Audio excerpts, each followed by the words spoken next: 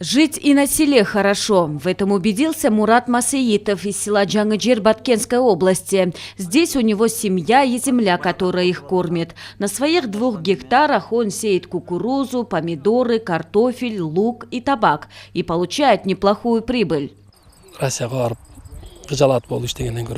Я не знаю, почему все убегают куда-то, почему им здесь не живется, здесь семья, здесь все родное. Если денег не хватает, то просто надо больше работать, обязательно получишь выгоду. С ним согласна и Салья Боджоева. Своим упорным трудом маленькую малиновую рощу она превратила в прибыльный бизнес. За сезон получает до 200 тысяч сомов. Сначала было сложно, то малина засохнет, то денег на удобрение нет.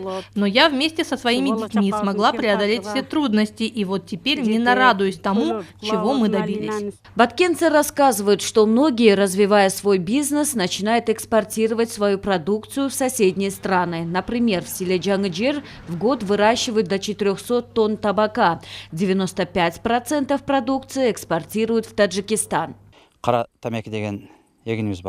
Наши жители нашли свою нишу, выращенную продукцию экспортируют, тем более сейчас, когда проблем с транспортировкой товара практически нет. И самое главное, люди начали понимать, что и здесь, у себя на родине, можно заработать неплохие деньги.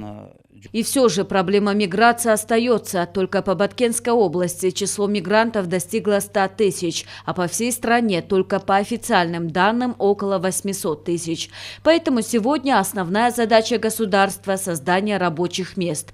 В целях поддержки предпринимателей в регионах государство оказывает помощь в получении льготных кредитов посредством финансовых инструментов. И граждане активно пользуются этой возможностью. По всей стране открываются где-то частные, где-то на основании государственно-частного партнерства, фабрики и заводы.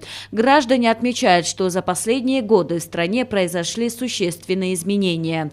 Решаются вопросы улучшения ирригации, строительства социальных объектов, обеспечения населения чистой водой и другие. Диана Мамекова, Ирыс Мазаитулу, Общественный первый канал, Баткенская область.